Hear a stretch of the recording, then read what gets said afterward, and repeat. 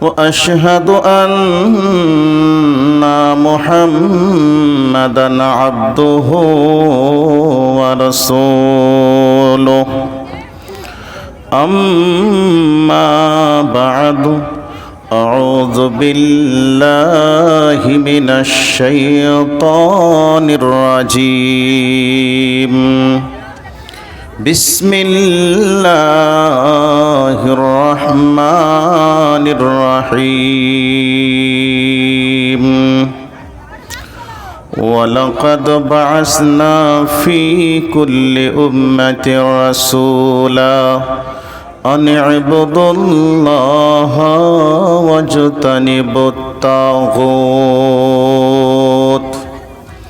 بسم الله الرحمن الرحيم تبت يدا أبي لهب وتب ما أغنى عنه ماله وما كسب سيصلى نارا ذات لهب وامرأته حمالة الحطب في جيدها حبل من مسد রসুল আমার ভালোবাসা রসুল আমার আলো আশা রসুল আমার প্রেম বিরহের মূল আলোচনা রসুল আমার কাজে কর্মে অনুপ্রেরণা আশা হতে জীবন যখন দুর্বিষহ লাগে বিপদ আপদ মুসিবতে মরি পুড়ে পুড়ে তখন আমায় শৈশব কোশর যোগাই সান্ত্বনা রসুল আমার ভালোবাসা রসুল আমার আলো আশা রসুল আমার প্রেম বিরহের মূল আলোচনা রসুল আমার কাজে কর্মে অনুপ্রেরণা কত রকম রাজার নীতি প্রজার নীতি দেখিলাম দুঃখ ছাড়া শোক হায়রে আর কিছু না পাইলাম রসুল আমার ভালোবাসা রসুল আমার আলো আশা রসুল আমার প্রেম বিরহের মূল আলোচনা রসুল আমার কাজে কর্মে অনুপ্রেরণা বলছেন হে মক্কাবাসীরা হে আমার বংশের লোকেরা হে আমার নিকটের আত্মীয় স্বজনেরা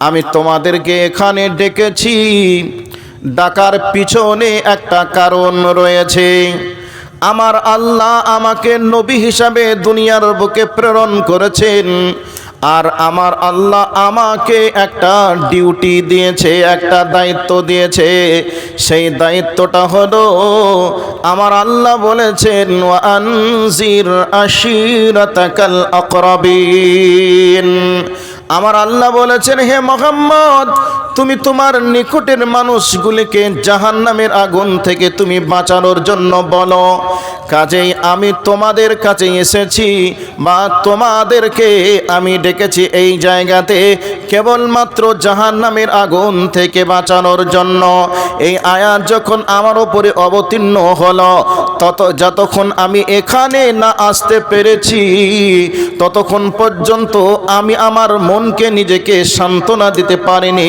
আমি নিজেকে মেনে নিতে পারিনি কারণ এই আয়াতের বাণী বা আমার এই দাওয়াত তোমাদের কাছে পৌঁছে দেওয়ার আগে কেউ যদি আল্লাহ ডাক দেন কেউ যদি আল্লাহ ডেকে তার কাছে নিয়ে নেন মানে মারা যায় তাহলে হয়তো লোকটা জাহান্নামে চলে যাবে আর এই জন্য আমি অপেক্ষা করাটাকে আমি সমীচীন মনে করছিলাম না অপেক্ষা ভিক্ষা করাটাকে আমি আমার মন থেকে মেনে নিতে পারছিলাম না, যার কারণে আমি তোমাদেরকে ডেকেছি যাতে করে তোমাদেরকে আমি জাহান্নামের আগুন থেকে বাঁচাতে পারি।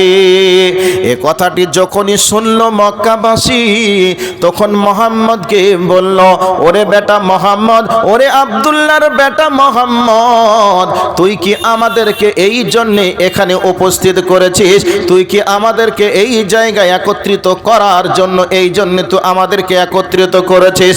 ওরে বেটা মুহাম্মদ, তুই শোন, আজকে আমরা আমাদের দেব দেবীকে পূজা করি, লাত উজ্জা মানাত হাবলের পূজা করি।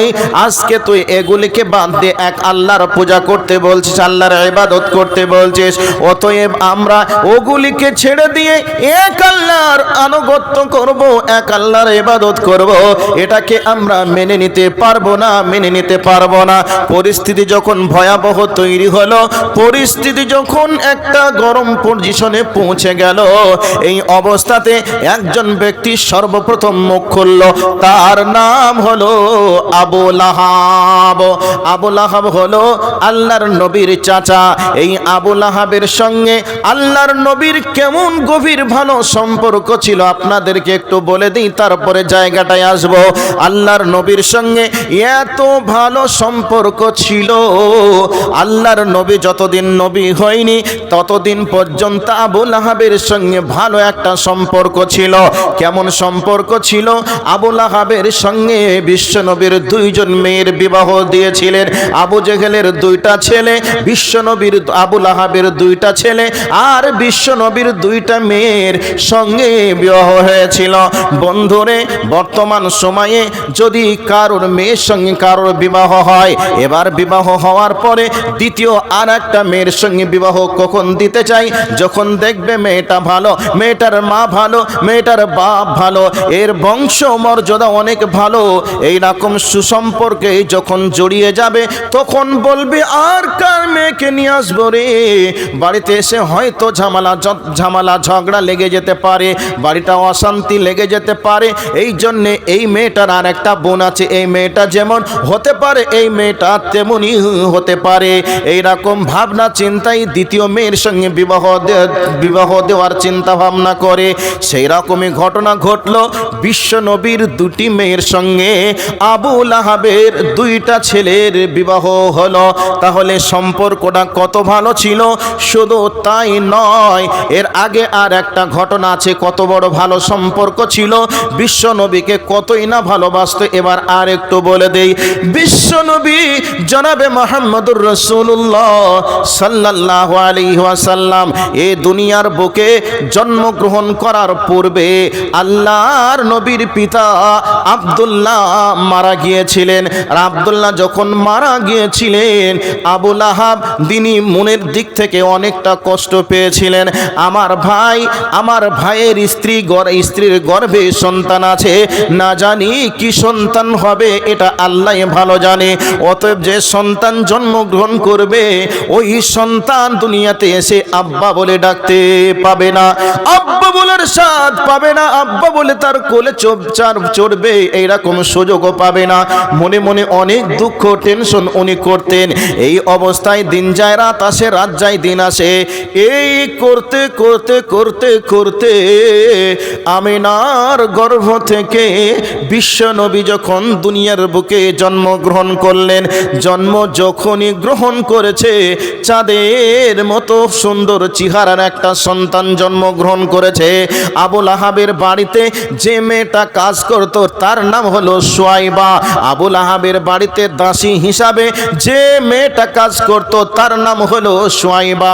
এই সুয়াইবা যখনই শুনেছে বা যখনই দেখেছে আমিনার গর্ভ থেকে চাঁদের মতো একটি সন্তান জন্মগ্রহণ করেছে, ছুটতে ছুটতে গিয়ে আবু লাহাবকে বলছে, আবু লাহাব তুমি শোনো, তুমি যার জন্য টেনশন করতে, যার জন্য তুমি ভাবতে, আজকে তোমার ভাই আব্দুল্লাহ বা তোমার ভাবি আমিনার গর্ভ থেকে চাঁদের মতো একটি সুসন্তান জন্মগ্রহণ করেছে।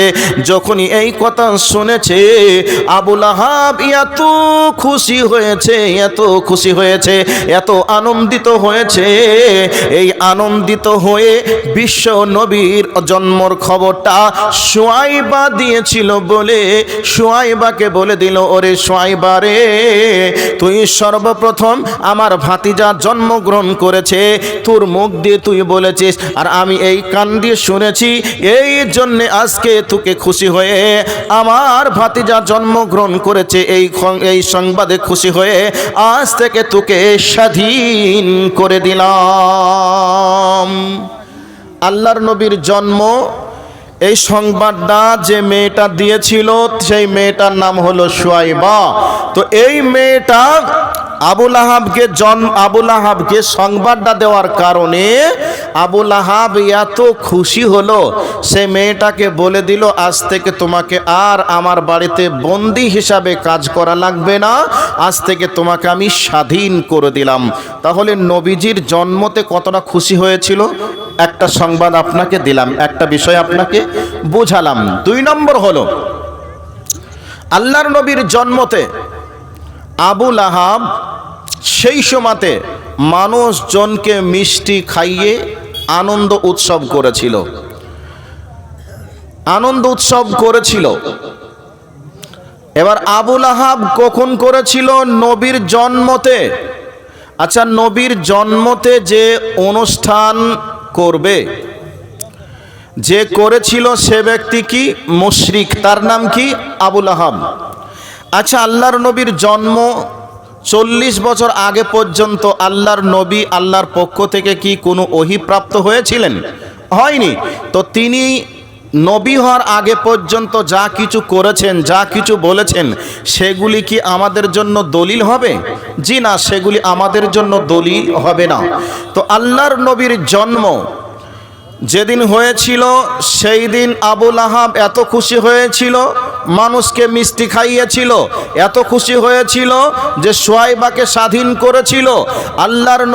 আল্লাহর নবীর সঙ্গে এত সুসম্পর্ক ছিল যে আল্লাহর নবীর 2টি মেয়ের সঙ্গে তার 2টি ছেলের বিবাহ দিয়েছিল। তাহলে আল্লাহর নবী যতদিন নবী হননি ততদিন পর্যন্ত আবুল আহাবের সঙ্গে নবীজির সম্পর্ক অনেক অনেক অনেক ভালো ছিল। এবার আল্লাহর নবীর সঙ্গে সম্পর্কেই ফাটল ধরল। কখন থেকে? আল্লাহর নবী যখনই বললেন জাহান্নামের আগুন থেকে বাঁচানোর জন্য তোমাদেরকে বলছি, তোমরা বলো লা ইলাহা ইল্লাল্লাহ তুফলিহুন, তোমরা বলো আল্লাহ এক, আল্লাহ ছাড়া সত্য কোনো মাবুদ নেই, এ কথাটা তোমরা মেনে নাও, স্বীকার করো, তাহলে তোমরা পরিত্রাণ পেয়ে যাবে। যখনই এ কথাটা বললেন তখনই মক্কার কাফেরদের সঙ্গে আল্লাহর নবীর সম্পর্ক খারাপ হলো। শুধু কাফেরদের সঙ্গেই সম্পর্ক খারাপ হলো এমনটা নয়, নিজের কলিজার টুকরা, যাকে কলিজা দিয়ে যারা ভালোবাসতো, তাদের সঙ্গেও সম্পর্কটা খারাপ হলো।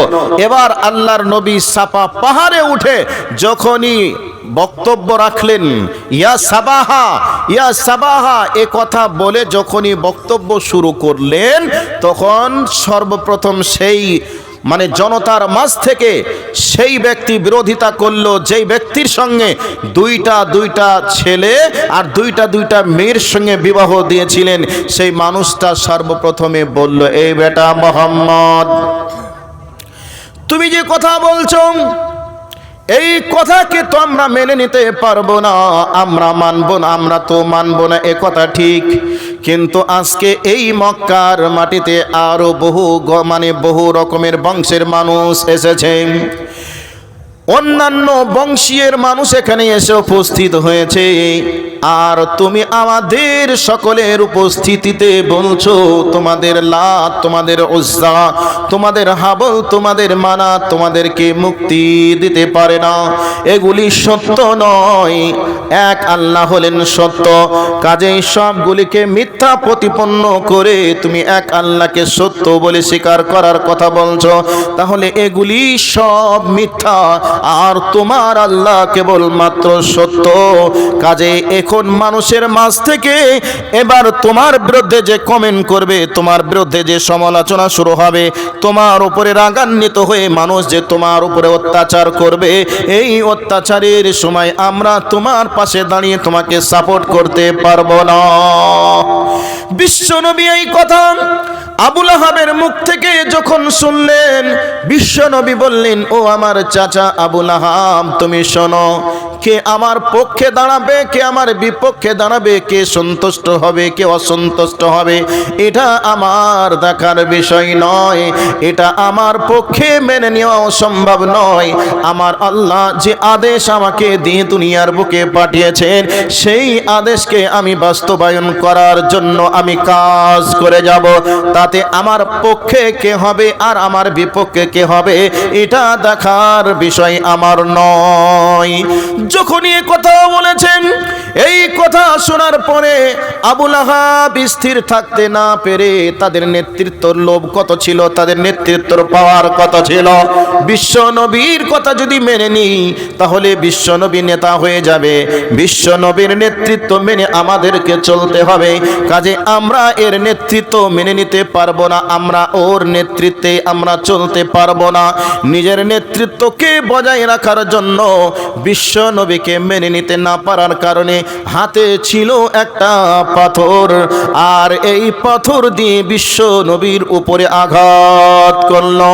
নবীজির শরীর থেকে রক্ত ঝরতে শুরু করলো। শুধু এমনটা নয়, মারলো এমনটাই নয়, এরপরে ওই লক্ষ লক্ষ জনতার সামনে বা শত শত জনতার সামনে বিশ্ব নবীকে নানান অকট্য ভাষায় গালি দিল। এবার গালাগালি হয়ে গেল, আল্লাহর নবীকে মেরে দিল। এবার সঙ্গে সঙ্গে আল্লাহ রব্বুল আলামিন কোরআনুল কারীমে সূরাতুল লাহাব অবতীর্ণ করলেন, তাব্বাত ইয়াদা আবি লাহাবি ওয়া তাব মা আগনা আনহু মালুহু ওয়া মা কাসাব। আল্লাহ রব্বুল আলামিন আয়াত অবতীর্ণ করলেন, সূরা অবতীর্ণ করলেন, হে আবু লাহাব, তুমি যে দুই হাতের দানাতে বা একটা হাতের দানাতে তুমি মুহাম্মাদের উপরে পাথর নিক্ষেপ করেছ, তুমি শুনে রেখে দাও, শুনে রেখে দাও, তোমার দুটি হাতকে আমি আল্লাহ রব্বুল আলামিন ধ্বংস করে দেব। তোমার কোনো সহায় সম্পদ তোমার কাজে লাগবে না, তোমার কাছে কোনো মানুষ তোমার সাহায্যকারী হিসাবে থাকবে না। আল্লাহ রব্বুল আলামিন আয়াত অবতীর্ণ করলেন। এই জায়গাটাকে একটু সাইড করে রেখে দিলাম। বন্ধুরে, ওরে আমার আম্মা জান, খালা বোনেরা, ভালো করে কান করে শুনে নেন। আমার সামনে যারা উপস্থিত জনতা বসে আছেন, ভালো করে কান করে শুনে নেন। বিশ্ব নবীর ওপরে এত রাগান্বিত হলো, বিশ্ব নবীকে মারলো, গালি দিল। এরপরে শুধু এখান থেকে শেষ নয়, বিশ্ব নবীর কাছ থেকে যখনই ফিরে আসলো, আবু লাহাব বাড়িতে আসলো। দুইটি ছেলের নাম হলো উতবা এবং উতাইবা। উতবা এবং উতাইবাকে আবু লাহাব এসে বক্তব্য শুরু করলো, ওরে উতবা উতাইবা, শোন শোন শোন, আমাকে তোরা যদি যোগ্য পিতা মনে করিস, আর যোগ্য পিতার যদি তোরা যোগ্য সন্তান হস, গোটা মক্কার মানুষ আমাকে নেতা বলে মেনে নিয়েছে, যোগ্য মানুষ বলে আমাকে বিশ্বাস করে, আমাকে যোগ্য মানুষ বলে আমাকে নেতৃত্বর চেয়ারে বসিয়েছে। অতএব মক্কার মানুষের আমাকে নেতা বলে, কাজে আমি হলাম তোদের যোগ্য পিতা, আমি তোদের সেই যোগ্য পিতা। অতএব আমি যোগ্য পিতা হিসাবে তোদেরকে বলছি, শোন রে উতাইবা এবং উতবা, তোরা শোন, আজকে থেকে এই মুহূর্তে দুটি মেয়ের সঙ্গে, তোদের দুটি ছেলের সঙ্গে বা তোদের দুই ভাইয়ের সঙ্গে মুহাম্মাদের দুই মেয়ের সঙ্গে আমি বিবাহ দিয়েছি। আমি তোদেরকে বলে দিলাম, এই মুহূর্তে মুহাম্মাদের দুটি মেয়েকে ডিভোর্স দিয়ে তোরা গলা ধাক্কা দে, বাড়ি থেকে তাড়ি দে, বাহির করে দে। নবীজির অপরাধটা কি ছিল গো? অপরাধটা ছিল, নবীজি বলেছিলেন, তোমাদেরকে আমি জাহান্নামের আগুন থেকে বাঁচানোর জন্য এসেছি, বা জাহান্নামের আগুন থেকে তোমাদেরকে বাঁচানোর জন্য বলছি। এটা কেবলমাত্র নবীজির অপরাধ। এই অপরাধের কারণে নবীজিকে মার খেতে হলো, নবীজিকে গালি খেতে হলো, নবীজির দুটি মেয়েকে ডিভোর্স দিয়ে, তালাক দিয়ে, ঘাড় ধাক্কা দিয়ে বাড়ি থেকে বাহির করে দিল। নবীজি সাফা থেকে লোকজনের সঙ্গে কথোপকথন করার পরে বাড়ি যাওয়ার পূর্বে দেখছেন দুটি মেয়ে হযরতে খাদিজার গলা ধরে অঝরে কান্না করছেন। এবার আল্লাহর নবী এদিকে মার খেয়েছেন, এদিকে গালাগালি খেয়েছেন, আবার বাড়িতে এসে যখন দেখছে দুটি মেয়ে খাদিজার গলা ধরে কাঁদছে। আচ্ছা বলুন তো, এই অবস্থাতে নবীজির মনের অবস্থাটা কি হতে পারে? নবীজির মনের অবস্থাটা কি হতে পারে? আমার আপনার ক্ষেত্রে যদি এমনটাই হতো তাহলে আমি আপনি কি করতাম? এটা কি মেনে নেওয়ার মতো? এটা কি খুব কষ্ট কম মনে হচ্ছে? জি না, বহুত বড় কষ্ট, বহুত বড় বেদনা, ব্যথা। নবীজিকে মেরেছে, মেরেও তার রাগ মিটেনি, গালি দিয়েছে তারপরেও রাগ মিটেনি। দুটি মেয়েকে ডিভোর্স দিয়ে, গলা ধাক্কা দিয়ে বাড়ি থেকে বার করে দিয়েছে। এরপরে এবার খাদিজার গলা ধরে কাঁদছে দুটি মেয়ে। নবীজি যখন বাড়িতে প্রবেশ করলেন, বাড়িতে গিয়ে দেখছে খাদিজার গলা ধরে দুটি মেয়ে কান্না করছে। নবীজি গিয়ে বললেন, মা তোমাদের কি হয়েছে বলো। যখনই কথা বলেছেন সঙ্গে সঙ্গে মেয়ে দুটি চিৎকারের মাত্রা আরো বাড়িয়ে দিয়েছেন আর বলছেন, আব্বাজান আমাদের কি হয়েছে, কি হয়েছে শোনার আগে আপনার কি হয়েছে বলুন। আপনাকে মেরেছে, আপনাকে গালি দিয়েছে, শুধু এটাই নয়, এরপরেও আপনার সঙ্গে কি ব্যবহার করেছে আপনি আমাদেরকে একটু বলুন। বিশ্বনবী আমার বলছেন, বিটিরে আমি তেমন কিছু তাদেরকে বলিনি, আমার আল্লাহ আমাকে বলেছেন ওয়ানজির আশিরাতাকাল আকরাবিন। আমার আল্লাহ আমার উপরে ওহী অবতীর্ণ করেছে, মুহাম্মদ তুমি তোমার নিকটের মানুষগুলিকে জাহান্নামের আগুন থেকে তুমি বাঁচাও। আমি এই কথাটা বলার জন্য আমি মক্কাবাসীকে ডেকেছিলাম। মক্কাবাসীর মানুষদের মধ্য থেকে তোমার শ্বশুর যে হলো আবু লাহাব, সে আমাকে মেরেছে, পাথর দিয়ে আঘাত করেছে, আমাকে অকট্য ভাষায় গালি দিয়েছে। শুধু তাই নয়, এবার আল্লাহর নবীর দুটি মেয়ে বলছেন, আব্বাজান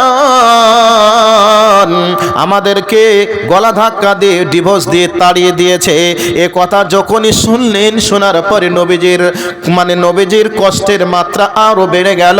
তখন মেয়ে দুটি নবীজিকে সান্ত্বনা দিয়ে বলছেন, আব্বাজান আমাদেরকে ডিভোর্স দিয়েছে, তালাক দিয়েছে, কি হয়েছে? আমাদেরকে ডিভোর্স দিয়েছে, তালাক দিয়েছে, এই জন্য আপনি টেনশন করবেন না, নিশ্চয় এর মধ্যে কোনো ভালাই রয়েছে। আল্লাহ রাব্বুল আলামিন আপনাকে যে ডিউটি দিয়ে, দায়িত্ব দিয়ে দুনিয়ার বুকে প্রেরণ করেছে, আপনি সেই দায়িত্ব পালন করার জন্য সামনের দিকে এগিয়ে যান। জোরে বলুন নারে তাকবীর। আমার ভাই, আমার বন্ধুরা, বিশ্বনবী জনাবে মুহাম্মদুর রাসূলুল্লাহ সাল্লাল্লাহু আলাইহি ওয়াসাল্লাম দুইজন মেয়ে। এবার একটা মেয়ের সঙ্গে শেষে বিবাহ হলো হযরতে ওসমান গনি রাদিয়াল্লাহু তাআলা আনহুর সঙ্গে। এই ঘটনা যদি বলতে যাই টাইমটা শেষ হয়ে যাবে। আমি এই ঘটনাকে ক্লোজ করে দিয়ে আজকের বক্তব্যের মেইন পয়েন্টে চলে যাচ্ছে। এবার আবু লাহাবের কি ঘটনা হলো, আল্লাহ রাব্বুল আলামিন আয়াতে কারিমা অবতীর্ণ করলেন, আবু লাহাবের নামে একটা সূরা অবতীর্ণ করলেন। এই আবু লাহাবের নামে সূরা অবতীর্ণ হলো। এই আবু লাহাবের দুটি হাত কেন গোটা শরীর থেকে মাংসগুলি খসে খসে পড়তে শুরু করলো। বন্ধুরে, আবু লাহাবের স্ত্রীর নাম হলো উম্মে জামিল। এই উম্মে জামিল মহিলাটা বিশ্ব নবীকে কষ্ট দিতে তেমন কিছু কম করিনি। যতদিন নবী হয়নি ততদিন পর্যন্ত উম্মে জামিলের সঙ্গে ভালো সম্পর্ক ছিল, আবু লাহাবের সঙ্গেও ভালো সম্পর্ক ছিল। যেই দিন নবী হয়ে গেছে সেই দিন থেকে আবু লাহাব যেমন কষ্ট নবীজিকে দিয়েছিল, সেই রকম কষ্ট উম্মে জামিলও দিয়েছিল। একদিনের ঘটনা, হযরতে আবু বকর আর বিশ্ব নবী কাবার ছায়াতে বসে আছেন।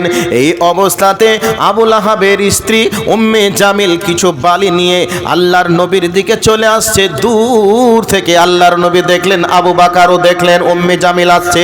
নবীজির মাথাতে চোখে বালি ফেলে দিয়ে নবী নবীজিকে কষ্ট দেবে এই উদ্দেশ্য নিয়ে এবার উম্মে জামিলের চোখটাকে আল্লাহ রাব্বুল আলামিন তৎক্ষণাৎ তার চোখে পর্দা ফেলে দিলেন। আবু লাহাবের এবার আবু বকরের কাছে এবার উম্মে জামিল চলে আসলো। আবু বকরকে বসে আছে দেখতে পেল, কিন্তু ওই জায়গাতে নবীজি বসে আছেন দেখতে পেলেন না। এবার আবু বকরের কাছে উম্মে জামিল এসে বলছে, আবু বকর, সেই হতভাগাটা কোথায়, সে বদমাইশটা কোথায়, যে আমাদের বাপদাদার ধর্মকে কলঙ্কিত করে কালিমা কাতে চায়, মিথ্যা প্রতিপন্ন করে, সেই বদমাইশটা কোথায় বল। আল্লাহর নবী বসে আছেন, শুনছেন, দেখছেন, কিন্তু তার চোখে আল্লাহ পর্দা ফেলে দিয়েছেন। আবু বকরকে দেখছেন কিন্তু দয়ার নবীকে দেখতে পাচ্ছে না। এইরকম ভাবে আবু লাহাব যেমন কষ্ট দিত, উম্মে জামিলও সেই রকম কষ্ট দিত। এবার আল্লাহ রাব্বুল আলামিন বলছেন, মা আগনা আনহু মালুহু ওয়া মা কাসাব। আল্লাহ রাব্বুল আলামিন সূরাতুল লাহাবের ভিতরে এটাও অবতীর্ণ করে দিলেন। এবার আবু লাহাবের শরীরে ক্যান্সার রোগ দেখা দিল।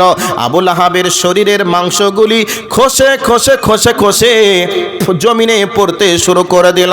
আর মানুষের মাংস পচা, এত দুর্গন্ধ, এত দুর্গন্ধ। এতদিন আবু লাহাব লোকের বিচারক ছিল, লোক পাশে বসতো, ছেলেরা পাশে বসতো, স্ত্রী পাশে বসে তার সেবা করত। কিন্তু পজিশনটা এমনই হলো রে, আবু লাহাবের শরীর থেকে মাংসগুলি খসে খসে ঝলসিয়ে ঝলসিয়ে যখনই পড়তে শুরু করলো, তার শরীর থেকে এত দুর্গন্ধ বার হলো। জনগণ তার কাছে আসলো না, ছেলে মেয়েও তার কাছে আসলো না, নিজের স্ত্রী পর্যন্ত কাছে আসলো না। এই অবস্থাতে দিন যায় রাত আসে, রাত যায় দিন আসে। এই করতে করতে করতে করতে আবু লাহাব এই অবস্থাতে দুনিয়ার বুক থেকে বিদায় নিল। আমার ভাই, আমার বন্ধুরা, আমার বাবা জীবনেরা, আমার মা খালারা, ভালো করে শুনে নিন। আবু লাহাব ওইভাবে মরে জমিনের উপরে পড়েই থাকলো। 2-3 দিন হয়ে গেল। ছেলেরা মনে মনে ভাবলো, আহারে আমার বাপ এত বড় দাম্পটশালী নেতা ছিল, এত পাওয়ারফুল নেতা ছিল, আমার বাপের একটা সম্মান ছিল, আমাদের একটা বংশমর্যাদা রয়েছে। আজ বর্তমান সময়ে আমার বাপ মরে পড়ে আছে, আমার বাপের শেষ সমাধিটা করার পর্যন্ত মানুষ নেই। আজকে আমার বাপের জন্য আমাদের মান সম্মান নষ্ট হয়ে যাবে এবং হয়তো আমাদের জন্য বাপের মান সম্মানে কলঙ্কিত হয়ে যাবে। কাজেই চল চল চল, বাপটাকে যেভাবেই হোক বাপের লাশটাকে মাটি তলায় পুঁতে দিয়ে আসি। গর্তটাকে আগে করা হলো, গর্ত তৈরি হয়ে গেল। মুখে রুমাল, মুখে কাপড় বেঁধে দূর থেকে লাঠি দিয়ে দূর থেকে বাঁশ দিয়ে ঠেলে তাকে জমিনের তলায় পুঁতে দিয়ে তার উপরে বালু পাথর দিয়ে ঢেকে দেওয়া হলো। এর নাম হলো আবু লাহাব। যেই ব্যক্তির দাওয়াতকে মিটিয়ে দেওয়ার চেষ্টা করেছিল, যেই ব্যক্তিকে মেরে দুনিয়ার বুক থেকে বিদায় করার চেষ্টা করেছিল, তামাম মক্কার কাফেররা একদিকে আর বিশ্ব নবী হলেন একদিকে, তাহলে গোটা তামাম মক্কার বেঈমানরা তার কাছ থেকে হিরো থেকে জিরো হলো। যে ব্যক্তিটা জিরো ছিল, ওই ব্যক্তিটাকে আল্লাহ রাব্বুল আলামিন হিরো বানিয়ে দিলেন, গোটা বিশ্বে তার ফলোয়ার্স বাড়িয়ে দিলেন। আর যে ব্যক্তি হিরো ছিল, সেই ব্যক্তিকে এমন ভাবে জিরো বানিয়ে দুনিয়ার বুকে এমন শাস্তি দিলেন, তার শরীরের মাংসগুলি খসে খসে পড়ে গেল। তার চোখের সামনে, তার বডির সামনে কেউ আসলো না। ছেলে তো দূরের কথা, নিজের স্ত্রী পর্যন্ত কাছে আসলো না, তার স্ত্রী পর্যন্ত কাছে আসলো না। এই কথা থেকে আপনাদেরকে কি মেসেজ দিতে চাচ্ছি এবার একটু বলে দিই। ইসলামের বিপক্ষে যে কথা বলেছে সে অপমান হয়েছে, ইসলামের বিপক্ষে যে কমেন্ট করেছে সেই জুতা খেয়েছে। শুধু এখন নয়, পৃথিবী সৃষ্টি হওয়ার পর থেকে এ পর্যন্ত যতজন মানুষ ইসলামের বিপক্ষে কথা বলেছে, ইসলামের বিরুদ্ধে মুখ খুলেছে, সেই ব্যক্তি জাতির সামনে অপমানিত হয়েছে। এরপরেও যতদিন পৃথিবী থাকবে ততদিন পর্যন্ত কোরআন এবং সুন্নাহর বিরুদ্ধে যেই মুখ খুলবে সে অপমানিত হবেই হবে। এই ভারতবর্ষের একজন কুখ্যাত সন্ত্রাসী যার নাম হলো অসীম রেজভী, সেই অসীম রেজভী বলেছিল কোরআন থেকে 24টা আয়াতকে বাদ দিতে হবে। এ কথা বলার কারণে আল্লাহ সুবহানাহু ওয়া তাআলা তাকে ইসলাম থেকে বাদ দিয়ে দিলেন। সে ব্যক্তি ইসলাম থেকে হিন্দু ধর্ম গ্রহণ করলো। ইসলাম থেকে যখন হিন্দু ধর্ম গ্রহণ করলো, মুসলিমদের কাছ থেকে লাথি খেলো, জুতা খেলো, এমনকি নিজের গ্রামের মানুষেরা উলঙ্গ করে জুতা পিটা করলো। শুধু উলঙ্গ করেই জুতা পিটা করেই ক্ষান্ত হলো না, তার জনগণ তাকে গ্রাম থেকে বার করলো। শুধু তাই নয়, সে ব্যক্তি যখন ইসলাম ত্যাগ করে হিন্দু ধর্ম গ্রহণ করলো, হিন্দু ভাইদের কাছ থেকেও সে লাথি খেয়ে জুতা খেয়ে আজকে সেই দলীয় দাপট থেকে তার একবারে হিরো থেকে জিরো হয়ে গেছে। অসীম রেজভীকে একবারে মাটির সঙ্গে মিশিয়ে দিয়েছে, আর তার মান সম্মান বলে আছে এমনটা কিছু নেই। আপনাদেরকে বলতে চাই, যেই সময় হযরতে মূসা আলাইহিস সালাতু ওয়াস সালাম এসেছিলেন, সেই সময় একজন সন্ত্রাসী ছিল যার নাম ছিল ফিরাউন। সে দাবি করেছিল আনা রব্বুকুমুল আ'লা, আমি হলাম বড় রব। এ দাবি করার কারণে আল্লাহ সুবহানাহু ওয়া তাআলা সাদা বাটা পানির ভিতরে ফেলে দুনিয়ার বুক থেকে বিদায় করেছেন। ইসলামের সূত্র যত বড়, আল্লাহর অস্ত্র তত ছোট। একেবারে পানির তলায় তলিয়ে দিয়ে দুনিয়ার বুক থেকে বিদায় করলেন। নমরুদ ছিল, আল্লাহকে মারতে চেয়েছিল যে আল্লাহকে আমি গুলি করে তীরের আঘাত করে শেষ করব। শেষ পর্যন্ত আল্লাহ পাক ন্যাংড়া কানা খোঁড়া একটা মশার আঘাতে, মশার কামড়ে দুনিয়ার বুক থেকে বিদায় করলেন। এই ইতিহাসগুলি আপনাদের শোনা আছে। বিশ্ব নবীকে আবু জাহেল মারতে চেয়েছিল। আবু জাহেল এমন একটা প্রতাপশালী নেতা ছিল, এমন একটা প্রভাবশালী নেতা ছিল, এমন বড় একটা মস্তান ছিল। সেই আবু জাহেলকে দুটি বাচ্চা ছেলে বদরের প্রান্তরে কচু কাটা করে কেটে দুনিয়ার বুক থেকে বিদায় করেছিল। এই ইতিহাসগুলি আপনাদের জানা আছে, ইতিহাসগুলি আপনাদের শোনা আছে। বর্তমান সময় ইসলামের বিরুদ্ধে যারাই মুখ খুলেছে, যারাই কমেন্ট করেছে, তারা গালি খেয়েছে, তারা লাত খেয়েছে, তারাও জুতা খেয়েছে। আজ ভারতবর্ষের মাটি থেকে সোশ্যাল মিডিয়ার মাধ্যমে আমরা দেখছি যে ওই যে আপনার ফিলিস্তিন এবং ইসরায়েল তুলকালাম লড়াই চলছে, সেই ইসরায়েলের সন্ত্রাসীরা মুসলমানদেরকে একবারে দুনিয়ার বুক থেকে বিদায় করার জন্য লেগেছে যে ফিলিস্তিনে কোনো মুসলমানকে রাখা যাবে না, মুসলমানদেরকে দুনিয়ার বুক থেকে বিদায় করব। এই চেতনা নিয়ে মুসলমানদের কচি কচি বাচ্চাগুলিকেও মেরে দিয়েছে, মুসলমানদের মা বোনদেরকেও দুনিয়ার বুক থেকে বিদায় করেছে। শুধু এখন করছে এমনটা নয়, 1917 সাল থেকে মুসলমানদের উপরে দিন রাত তারা নির্যাতন করছে। আমি আপনাদেরকে ওই ইতিহাসটা শোনাতে চাচ্ছি না, আমি আপনাদেরকে একটা মেসেজ দিতে যাচ্ছি। সামনে একটা সময় আসছে, সামনে একটা দিন আসছে, সেই দিনে আপনাদেরকে এই কথা থেকে একটা আশ্বাস যোগাতে চাচ্ছি, একটা স্বস্তির নিঃশ্বাস ফেলতে চাচ্ছি। আপনারা ভালো করে শুনে নেন। ইসরায়েল টাকার জোরে, ইসরায়েল বেসিংয়ের জোরে, তাদের বুদ্ধির জোরে ইসরায়েল পৃথিবীর শিরা পাওয়ার দখল করতে পারে। শিরা পাওয়ার দখল করে আজকে মুসলমানদের উপরে নির্যাতন করতে পারে। গোটা পৃথিবীর মানুষের মাঝে সে রিমোটের মতো ব্যবহার করে গোটা পৃথিবীর মানুষকে সে হিলাতে পারে, নড়াতে পারে। এটা তার দ্বারা সম্ভব হতে পারে। কিন্তু আপনাদেরকে আমি বলতে চাই, সোশ্যাল মিডিয়ার মাধ্যমে এই বক্তব্য যাদের কান পর্যন্ত আসবে, মুসলমানদের কাছে এই বার্তাটা একদিন এমন ভাবে তাদের স্বস্তির নিঃশ্বাস পড়বে, এমন ভাবে মনের ভিতরে আনন্দের হাসি তাদের বয়াবে। সেই হাদিসটা আপনাদেরকে বলে দিচ্ছি, ভালো করে কান করে শুনে এখান থেকে আনন্দের চিত্তে বাড়ি চলে যাবেন ইনশাআল্লাহ।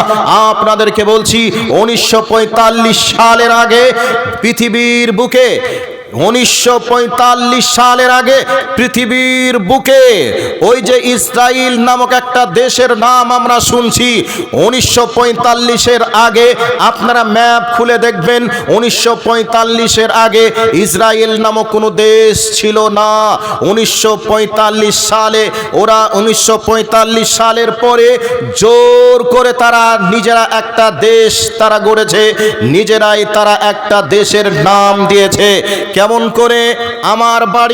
আমার বাড়িতে থাকার জায়গা চেয়েছে আমাদের সভাপতি বা সভাপতি সাহেবের বাড়িতে আমি একটু থাকার জায়গা চেয়েছি, ভিখারির মতো ভিক্ষা চেয়েছি। সভাপতি সাহেব, আপনি হলেন একজন মুসলমান, এরপরেও আপনি জালসা কমিটির সভাপতি, আপনার মনে দয়া আছে, মায়া আছে, আপনি মানুষের ভালো বুঝেন, মন্দ বুঝেন, অতএব আমাদেরকে থাকার মতো একটু জায়গা দেন। সভাপতি সাহেব বলছেন, না না না, দেওয়া যাবে না, তুমি কেমন লোক আমি এটা জানি ভালো করে। এবার আমি বলছি, না, আমি যা করেছি ভুল করেছি, আর আমি এমনটা করব না, আপনি আমাকে একটু থাকার মতো জায়গা দেন। শেষ পর্যন্ত সভাপতি সাহেবের কাছে আরও 2-3 জন মানুষ এসে বলছেন, না, মানুষ তো বিপদে পড়েছে, আপনার অনেক সয় সম্পদ আছে, আপনি একটু বসার জায়গাটা দিলেই বা কি হয়। সভাপতি সাহেব বলছে, না, আমি তেমন জায়গা দিতে পারবো না। শেষ পর্যন্ত বলছে, আপনার যে পুকুর আছে ওই পুষ্কুনির পাড়ে একটু জায়গা দেন। পুষ্কুনির পাড়ে থাকবে, ওরা মাছের ব্যবসা করবে, মাছ ধরবে, মানুষের কাছে বিক্রি করবে, মাছ ধরে বিক্রি করে তাদের সংসার জীবন নির্বাহ করবে, কাজে একটু আপনারা বসবাস করার মতো জায়গা দেন। শেষ পর্যন্ত সভাপতি সাহেব নরম দিলের মানুষ, মুসলমানের বাচ্চা, মুসলমানের রক্ত আছে, সেই জন্য তিনি ওনাদের প্রতি দয়া করে বা আমার প্রতি দয়া করে উনি একটু জায়গা দিলেন। এবার একটু জায়গা পেয়েছে, তারপরে আবার একটু জায়গা নিয়েছে, এই করতে করতে করতে করতে শেষ পর্যন্ত সভাপতি সাহেবের বাড়ির জায়গাটা, সভাপতি সাহেবের মাঠের জমিটা আমি সব কিছুই দখল করে নিলাম। শেষ পর্যন্ত ওনার বাড়িতে যে জায়গাটুকু আছে এখন কেবলমাত্র ওই জায়গাটুকু আছে। এবার আমি এত বড় বেঈমানের বাচ্চা বেঈমান, এত বড় গাদ্দারের বাচ্চা গাদ্দার, শেষ পর্যন্ত আমি সভাপতি সাহেবকে বলছি, আপনাকে আপনার বাড়ির জায়গাটাকেও দিতে হবে। এবার সভাপতি সাহেব বলছে, না, আমি এতদিন ছেড়েছি আর আমি ছাড়তে পারবো না। এবার তুমি যদি আমাদেরকে বলো তাহলে হয় আমি কেস করব। তা কেস করলাম, উনি কেস করলেন, কেস করেও তেমন কিছু ফলপ্রসূ হলো না, কারণ আমি এদিকে দখল করে করে এদিকে আমার ছেলে মেয়ে জন্ম দেওয়ার পরে লেখাপড়া করিয়ে চাকরি বাকরি হয়ে আমার বেশ কিছু টাকা পয়সাও জমে গেছে, সম্পদ আমার বেশ একটু বেড়ে গেছে। এবার যখনই উনি কেস করতে যান তখন আমি কোর্টে টাকাটা ওনার থেকে আরো একটু বেশি দিয়ে দেই, তাহলে কেস কোর্ট আমার। এবার শেষ পর্যন্ত সভাপতি সাহেব বলছে যে এবার মরি আর বাঁচি, আর আমি ছাড়বো না, এবার লড়াইয়ের ময়দানে নামবো। শেষ পর্যন্ত সভাপতি সাহেব ওনার বাড়িটাকে দখল থেকে, যাতে করে ওনার বাড়িটা দখল না হয়ে যায়, সেই জন্য উনি এখন বলছেন, তোমাদের সঙ্গে আমি লড়াই করে হলেও আমার বাড়িটা আমি হেফাজত করব, মরে যাব তবু ঠিক আছে। এই কথাটা যখনই বলেছে তো আমাদের এই ভারতবর্ষের হিন্দুত্ববাদী মিডিয়া যারা আছে এই কুত্তাগুলি ঘেউ ঘেউ করতে লাগলো। ইবাদুল্লাহ সভাপতি সাহেব হলো জঙ্গি, সভাপতি সাহেব হলো আতঙ্কবাদী, সভাপতি সাহেব হলো বেঈমান, সভাপতি সাহেব হলো বদমাইশ, এরকম কথা বলতে শুরু করে দিল। ওরে ভদ্রলোকের বাচ্চা, ভদ্রলোক, তুমি যদি এটাই বলে থাকো তাহলে তুমি আগে ভালো করে দেখো আমি কতটা অপরাধ করেছি। আমি ওনার ঘর বাড়ি পুকুর পুষ্কুনি সব কিছু দখল করে নিলাম, ওনার বাড়িটাকেও আমি দখল করতে চাইলাম। এই অবস্থায় উনি কি চাইবেন না যে আমার বাড়িটা আমি ছাড়বো না? আমার বাড়িটা যদি আমি ছেড়ে দিই আমি কোথায় থাকবো? এই জন্য উনি বাঁচার মরার লড়াইয়ে রাস্তায় নেমেছে। এই জন্য তুমি সভাপতি সাহেবকে বলছো তুমি জঙ্গি, তুমি আতঙ্কবাদী, তুমি বেঈমান, তুমি কত বড় বেঈমানের বাচ্চা বেঈমান, তুমি কত বড় সন্ত্রাসের বাচ্চা, তুমি সন্ত্রাস। তুমি আজকে ভালো মন্দ ইতিহাস তুমি না জানার কারণে আজকে তুমি মুসলমানদের মুখে, মুসলমানদের চরিত্রে তুমি কালিমাকাতে শুরু করেছো।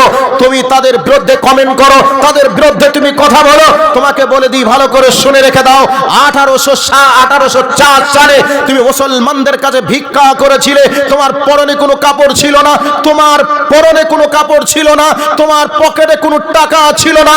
তোমাকে ইউরোপের মানুষরা দেশ থেকে, গ্রাম থেকে যখন বার করে দিচ্ছিল, এই অবস্থায় তোমরা মুসলমানদের কাছে ভিক্ষা চেয়েছিলে, আমাদেরকে একটু থাকতে দাও, আমাদেরকে একটু থাকতে দাও, থাকার জন্য তোমরা বাঁচতে চেয়েছিলে। আর এই অবস্থায় আমেরিকা এবং ব্রিটেনের সরকার এসে মুসলমানদের কাছে এসে বলেছিল, ফিলিস্তিনের মুসলমানদেরকে বলেছিল একটু থাকার জায়গা দাও, একটু থাকার জায়গা তাদেরকে দাও, তোমরা অভাবীর অভাব বুঝো, বস্ত্রহীনকে বস্ত্র দাও, অন্নহীনকে অন্ন দাও, কারণ তোমরা হলে মুসলমান, কাজেই তোমাদের কাছে একটু সাহায্য চাই। তোমরা তাদেরকে নদীর কিনারে বাড়ি দাও, নদীর কিনারে জায়গা দাও। নদীর কিনারে তাদেরকে জায়গা দেওয়া হলো। বেঈমানের বাচ্চা বেঈমান, গাদ্দারের বাচ্চা গাদ্দার, সেই গাদ্দার বেঈমানেরা কি করলো, এবার তারা বিশ্বের যে জায়গায় ইহুদিরা ছিল, ইহুদিদেরকে ডেকে ডেকে ডেকে ডেকে নিয়ে এসে ইহুদিদেরকে এক জায়গায় জমা করলো। কত সালে? 1924 সালে জমা করলো। কত লক্ষ? 26 লক্ষ। তো 26 লক্ষ মানুষ যদি বসবাস করে, তার জন্য জায়গা লাগে। 26 লক্ষ কৃষি কাজ আবাদ করার জন্য তাদের জমি জায়গা লাগে। এই রকম অবস্থায় মুসলমানদেরকে জোর করে দখল করতে করতে করতে করতে এ পর্যন্ত পৌঁছে গেছে। এরা এত খারাপ, আর এরা এত খারাপ বলে আল্লাহ পাক সূরাতুল ফাতিহাতে বলেছেন গায়রিল মাগযুব। গায়রিল মাগযুব থেকে আল্লাহ পাক বোঝাতে চেয়েছেন ইহুদিদেরকে, ইহুদিদের প্রতি আল্লাহর উপর আল্লাহর পক্ষ থেকে অভিশাপ, অভিশাপ, অভিশাপ। আল্লাহর পক্ষ থেকে অভিশপ্ত একটা জাতি হলো, সেই জাতিটাই হলো ইহুদি জাতি। আর এই ইহুদি জাতিরা কত বড় ভয়াবহ, যার কারণে আল্লাহ সুবহানাহু ওয়া তাআলা সূরাতুল আল মাইদার 51 নম্বর আয়াতের মধ্যে আল্লাহ পাক বলেছেন, তোমরা ইহুদিদের সঙ্গে তোমরা বন্ধুত্ব করিও না। ইহুদিদেরকে তোমরা বন্ধু হিসাবে মেনে নিতে পারো, কিন্তু ইহুদিরা তোমাদেরকে বন্ধু বলে মেনে নেবে না। ইহুদিরা ইহুদিদের বন্ধু, ইহুদিরা মুসলিমের বন্ধু হতে পারে না, এটা আল্লাহ বলছেন। আর আমরা কিছু পাঁচাটা আজকে আমরা মুসলমান যাদের বিদ্যা নেই, বুদ্ধি নেই, আজকে তারা ইহুদিদের সঙ্গে সম্পর্ক রেখে ইহুদিদের অনুকরণ করে চলে। এগুলা শুধুমাত্র জ্ঞানের অভাবের কারণে, জ্ঞানের স্বল্পতার কারণে তাদের সঙ্গে আমরা বন্ধুত্ব করে চলতে চাই, কিন্তু আসলে তারা বন্ধু হিসাবে আমাদেরকে মেনে নিতে চায় না, এটা আল্লাহ বলছেন। এবার আপনাদেরকে বলছি, ইহুদিরাই এত খারাপ জাতি বলে আজকে ইতিহাসের পাতাতে লেখা হয়েছে, যার নাম হলো হিটলার। হিটলারের জন্য বলা হয়েছে পৃথিবীর মধ্যে সবথেকে বড় সন্ত্রাসী হলো হিটলার, কারণ হিটলার যত মানুষকে মেরেছে এত মানুষ পৃথিবীর কেউ মারেনি। এই হিটলার 60 লক্ষ ইহুদিকে দুনিয়ার বুক থেকে বিদায় করেছে। গ্যাসের ট্যাঙ্কারে ভরে সমুদ্রের পানিতে নিয়ে গিয়ে সমুদ্রের পানিতে ফেলে গ্যাসের ট্যাঙ্কারে পুড়ে 60 লক্ষ ইহুদিকে হত্যা করেছে। এবার হিটলার নিজে তার জীবনীর মধ্যে লিখে গিয়েছে, তার বইয়ের মধ্যে লিখে গিয়েছে যে হে পৃথিবীর জনগণ, তোমরা শুনে রেখে দাও, আমি মরে যাওয়ার পরে তোমরা বলবে পৃথিবীর মধ্যে সব থেকে বড় আতঙ্কবাদী, সব থেকে বড় খুনি, সব থেকে বড় জঙ্গি আমার নামে তোমরা এই কথাগুলি তোমরা বলবে। তবে তোমাদের জন্য আমি কিছু জিনিস রেখে গেলাম, কিছু ইহুদির বাচ্চাকে আমি দুনিয়ার বুকে রেখে গেলাম। তাদের চলাফেরা, তাদের কর্মকাণ্ড দেখে তোমরা বুঝতে পারবে আমি হিটলার খারাপ কিছু করিনি, যা করেছি ভালোই করেছি। ইহুদিদের চলাফেরা খারাপ, উঠা বসা, খাওয়া দাওয়া, ক্রয় বিক্রয়, গল্প গুজব, লেনদেন তোমরা দেখবে। দেখার পরে তোমরা বুঝবে যে হিটলার যা করেছে ঠিক করেছে, হিটলার খারাপ কিছু করেনি। এত খারাপ তারা ছিল, এত খারাপ তারা ছিল, এত বড় স্বার্থপর তারা ছিল, এত বড় খুনি তারা ছিল, যার কারণে আমি হিটলার তাদেরকে 60 লক্ষ ইহুদিকে দুনিয়ার বুক থেকে বিদায় করেছি। আল্লাহ সুবহানাহু ওয়া তাআলা যাদের জন্য বলেছে অভিশপ্ত জাতি হলো ইহুদি জাতি, এই ইহুদি জাতির জন্য আল্লাহর নবী জনাবে মুহাম্মদুর রাসূলুল্লাহ সাল্লাল্লাহু আলাইহি ওয়াসাল্লাম বলেছেন এমন একটা পজিশন তৈরি হবে যেই পজিশনে ইহুদিরা বাঁচার জন্য গাছের আড়ালে লুকাবে, পাথরের আড়ালে লুকাবে। এই পাথরের আড়ালে লুকিয়েও তারা বাঁচতে পারবে না, গাছের আড়ালে লুকিয়েও তারা বাঁচতে পারবে না। তবে বলবেন সেই দিনটা কি এখন? জি না, আমি এখন বলছি না, লড়াই চলছে। যদি আপনারা জেনে যান এই লড়াইয়ে ফিলিস্তিনের মুসলমানরা জয়লাভ করেছে, তাহলে জেনে যাবেন পৃথিবীর আয়ু শেষ, আর বেশি দিন নেই। আর যদি জেনে যান মুসলমানরা পরাজয় হয়েছে, তাহলে জানবেন যে পৃথিবীর আয়ু এখনো আছে। এবার বলবেন কি করে?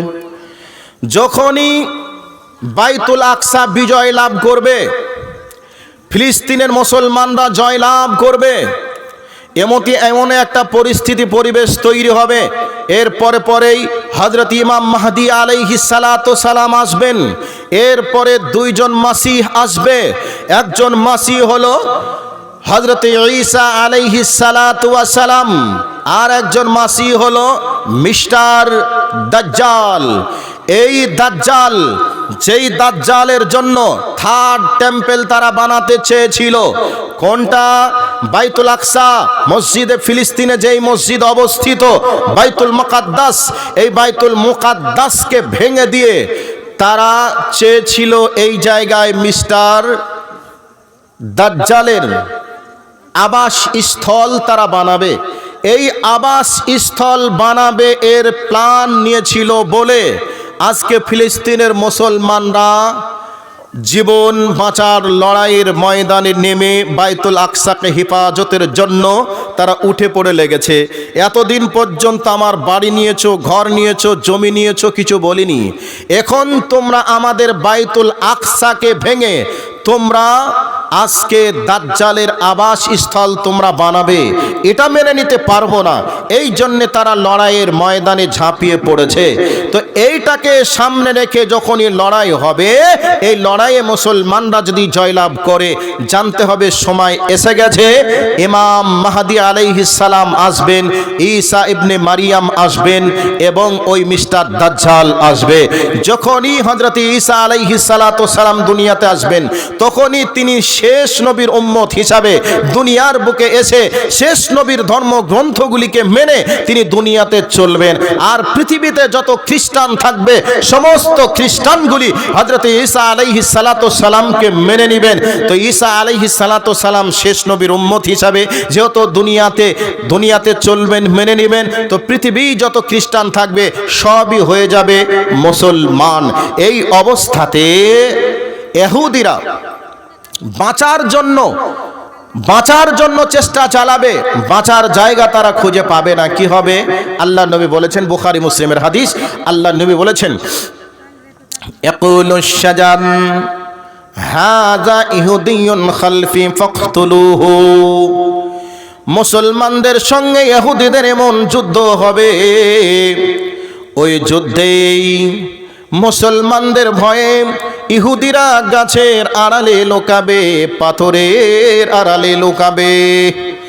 যখনই গাছের আড়ালে লুকাবে গাছ, তখন মুসলমানকে ডেকে বলবে, ইয়া আব্দাল্লাহ, ইয়া মুসলিম, হে আল্লাহর বান্দা মুসলমান,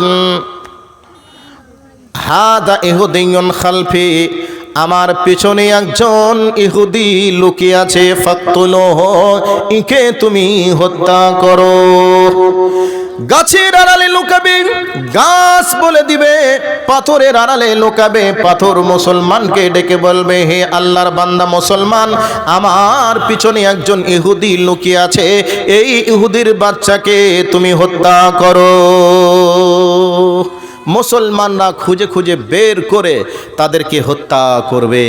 সেই দিন যখন আসবে, সেই দিন ইহুদির বাচ্চারা তোমাদের পালানোর কোনো পথ থাকবে না। আমেরিকা এখন তোমার বাবা হতে পারে, আমেরিকা তোমার সাহায্য করতে পারে, সেদিন আমেরিকার কোনো চাকা চলবে না, আমেরিকার কোনো মাতুব্বাড়ি চলবে না, আমেরিকার কোনো যুদ্ধ বিমান সেদিন আকাশে উড়বে না। সেদিন পৃথিবীর কোনো মায়ের বেটা সেদিন তোমার পাশে দাঁড়িয়ে তোমাকে সাহায্য করবে, এ কথাটা সেদিন তোমার জন্য ভুলে যাবে, আর কেউ থাকবে না। সেই দিনের অপেক্ষায় আমরা বসে আছি। আল্লাহর কাছে শেষ বেলায় দোয়া রাখি, হে আল্লাহ, তুমি হলে কাবার মালিক, তুমি যেমন কাবাকে আব্রাহা বাদশার হাত থেকে রক্ষা করেছিলে, ঠিক এই বাইতুল আকসাও হলো তোমার। বাইতুল আকসার মালিকও তুমি তোমার ঘর বাইতুল আকসাকে তুমি হেফাজত করো। আজকে ফিলিস্তিনি মাজলুম ভাই বোনদেরকে তুমি হেফাজত করো। হে রব, তুমি ওই জালেমের বাচ্চাগুলিকে গুনে গুনে রাখো, তাদেরকে দুনিয়াতেই ধ্বংস করে দাও। কবে তুমি তাদেরকে জাহান্নামের আযাব দিবে, তার আগে তাদেরকে দুনিয়ার বুক থেকে চিহ্নিত করে, তাদেরকে দুনিয়ার বুক থেকে আবু জাহেলের মতো, আবু লাহাবের মতো, উতবা শাইবার মতো তুমি দুনিয়ায় তাদেরকে ধ্বংস করো। হে কাবার মালিক, তুমি তোমার ঘরকে হেফাজত করো। তামাম পৃথিবীর মুসলিমদের উপরে অত্যাচার চলছে, তামাম পৃথিবীর মুসলিম উম্মাহকে তুমি হেফাজত করো, আমিন।